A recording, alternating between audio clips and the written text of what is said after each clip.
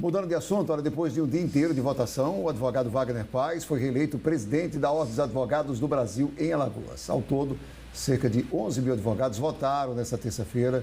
E para falar sobre essa reeleição, o que a advocacia alagoana pode esperar, né, para esse próximo triênio, a gente recebe aqui o presidente reeleito, que está aqui com a gente mais uma vez. Bom dia, muito obrigado. É claro que a pergunta é inevitável, o que se esperar desse segundo mandato, né?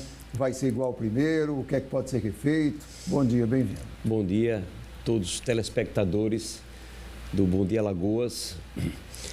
Esperar muito trabalho, uma OAB mais arretada, que foi o nosso lema, foi o que a gente procurou fazer durante a campanha, levar uma boa energia, o que tem de melhor, extrair de cada um o que tem de melhor. E para os próximos 3 anos a gente espera levar muito trabalho, muito serviço. A gente investiu muito na qualidade de vida da advocacia como centro médico, fazer com que esse centro médico, serviço de saúde, seja levado ao interior do estado, investir em esporte também, cuidar da saúde mental da advocacia, interiorizar cada vez mais os cursos de formação, as pós-graduações, focar na farmácia da advocacia, a gente investir mais em prerrogativas, que é muito importante, sempre vai ser um trabalho muito importante. É tão difícil fazer com que as instituições entendam que as prerrogativas não são da advocacia, são do cidadão, que é quem precisa do judiciário. Então, ter a garantia de falar com o juiz a qualquer tempo não é uma garantia do advogado. Ele não vai lá para se queixar de um problema pessoal. Ele vai lá porque o cidadão precisa de um benefício previdenciário, precisa de uma cirurgia que o plano de saúde negou. Por isso, fala as prerrogativas, parece privilégio do advogado e da advogada. Mas é uma garantia que o cidadão tem de ter uma tutela jurisdicional adequada, célere, eficaz. Então, esse diálogo com as instituições, continuar um diálogo muito franco, muito aberto, muito transparente, para que a gente possa melhorar os serviços do judiciário, das instituições republicanas, enfim, fazer com que a advocacia esteja sempre em alta, porque é um instrumento dos mais eficazes de cidadania que a gente tem à disposição.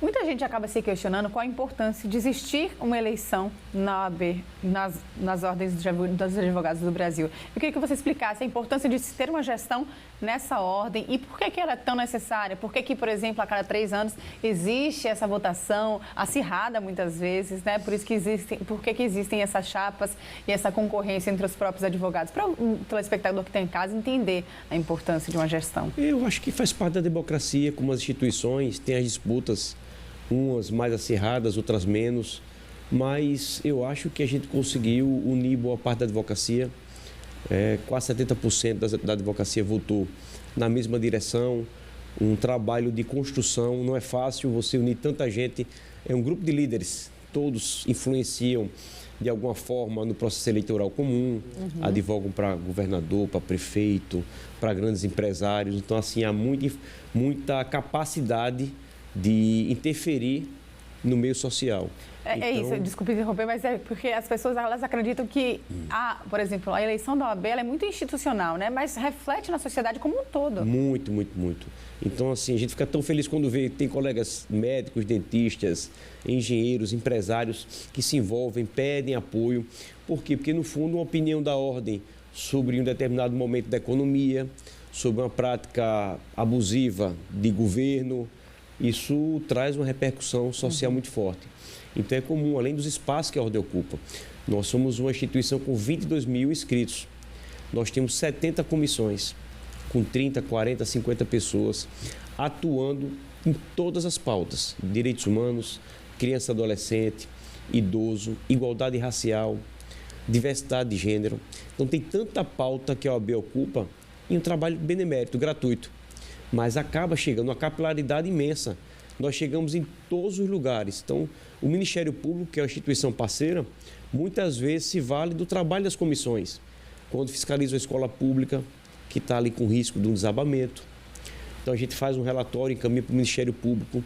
A Comissão de Bem-Estar Animal relata muitos problemas para o Ministério Público. Tem uma parceria muito importante. Por quê? Porque você não tem 22 mil promotores.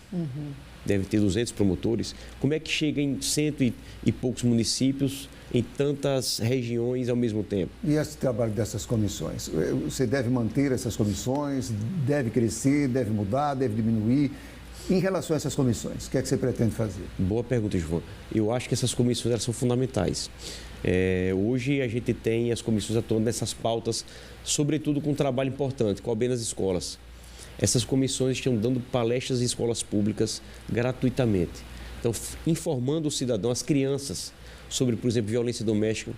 Quantos e quantos crianças e jovens têm em casa, por exemplo, algum tipo de problema com os pais e não tem aquela informação sobre o que é certo e errado. Não consegue enxergar que isso está acontecendo. Cresce achando que é normal um pai tratar de forma mais ríspida a mãe. Aí você vai à comissão da mulher, vai lá explicar, informar, falar sobre o que é uma injúria racial, falar sobre os direitos da criança e do adolescente. Então, esse trabalho nos enche de orgulho. Então, assim, as comissões são o coração da ordem.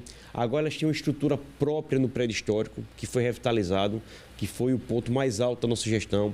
Então, essas comissões fazem um atendimento gratuito para vítimas de violações de direitos humanos. Então, é um trabalho que a ordem faz que a sociedade, às vezes, não enxerga. Então, mulheres vítimas de violência.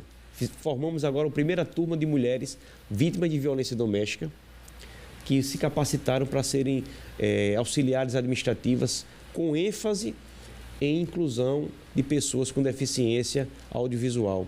Ou seja, tudo isso é um trabalho benemérito, gratuito, que a Ordem faz e que, no fundo, é isso que nos enche de orgulho. Saber que a Ordem ela trabalha não para a advocacia apenas, mas para a sociedade como um todo. E, com certeza, quando você tem essas comissões, você direciona cada especialidade, cada advogado de determinada área para atuar especificamente e, claro, que trazer benefícios através do seu conhecimento para a população de uma forma geral, né? Isso. Então, essas comissões, elas temáticas, então, assim, comissão que trabalha acompanhando as eleições partidárias, então a gente designa alguém para acompanhar esse trabalho, o próprio TRE usa a OAB para fazer as eleições simultâneas, para o teste de legitimidade das urnas. Então, graças ao trabalho dessas comissões, que vem cada vez mais ganhando espaço. Hoje eu acompanhei aqui agora há pouco, a colega Adriana Alves deu entrevista também no programa, todas as comissões atuando muito, temos uma métrica lá que a gente consegue medir, por exemplo, o índice de inserção dessas comissões na TV. Ou seja, cada vez cresce mais a participação e gerando trabalho, gerando conteúdo para matérias jornalísticas com muito trabalho desse pessoal que se dedica todos os dias para fazer a cidadania cada vez mais forte. Wagner, curso de Direito cresceu muito no Brasil nos últimos anos. A gente falou até na sua primeira eleição sobre isso. Você acha que os cursos de Direito são suficientes? São muitos? Há uma necessidade? Muita gente faz, às vezes, o Direito para prestar concurso. A gente percebe isso, eu conheço algumas pessoas que fizeram isso. Que avaliação você faz sobre isso? Você falou sobre a interiorização dessa questão do trabalho do advogado. Como é que você vê isso? Que reflexo você vê sobre isso em relação às faculdades de Direito? A gente conseguiu tirar do papel um instrumento muito importante, que foi o selo OAB Indica. O Conselho Federal da Ordem ele tem um selo que a OAB recomenda, mas que avaliava apenas o critério de aprovação no exame da Ordem. A gente tirou do papel esse selo porque a OAB ela tem um parecer, ela emite um parecer a cada pedido de universidade ou faculdade de Direito. Via de regra, a gente dá o parecer negando, porque não há mais necessidade. Temos mais de 20 instituições aqui no Estado. E tem alguns critérios. O que é que a gente fez? Criou um selo para dizer, olha, essa faculdade que o MEC autorizou, porque o parecer não é vinculativo, ela não atende mais aqueles critérios que foram exigidos lá na abertura. Então, ela não vai ganhar o selo. Então, a OAB acaba interferindo no mercado institucional de educação jurídica, mostrando quais são as faculdades que ainda estão aptas. Então, de 20 e tantas faculdades, apenas 8 tiveram o selo OAB Indica. E o que é que é levado em consideração nessa avaliação? Núcleo de prática jurídica, qualificação dos professores, programa de iniciação científica, acessibilidade, inclusão. Então, tem faculdade que não tem preocupação nenhuma com a inclusão de pessoas com deficiência. Então, a gente levou em consideração tudo isso. Professores têm mestrado, têm doutorado, qual o nível dos professores? Né? Então, esses quesitos e mais alguns foram levados em consideração para a gente indicar. Essa faculdade aqui, 8 apenas, no estado todo, né? E você colocando aí a Universidade Federal de Alagoas, a UNEAL, né? Então, assim, dentre essas 8. Então, é uma forma de eu dizer, olha, vamos olhar com atenção para quem está preocupado com a educação jurídica, para que não vire um estelionato educacional, como vemos aí muitas instituições sem nenhuma qualidade, sem biblioteca, que é outro quesito que a gente avalia, sem valorizar o corpo docente. pagando valores irrisórios para as pessoas darem aula de direito, um curso tão importante que lida com a vida das pessoas. Então, imagine você perder um direito a um benefício previdenciário, você perder uma casa que está ali em litígio por uma falta de capacidade. Então, assim, a gente tem levado muito a sério essa questão institucional com essa avaliação do selo OAB Indica. Wagner, a gente quer agradecer sua presença mais uma vez aqui, desejar bom trabalho, né? Que seja assertivo, né? Você falou sempre falou sobre que esse curso, que a sua gestão deveria ser mais inclusiva, que você deveria ter esse contato, essa receptividade das pessoas na OAB, dos advogados em relação à OAB.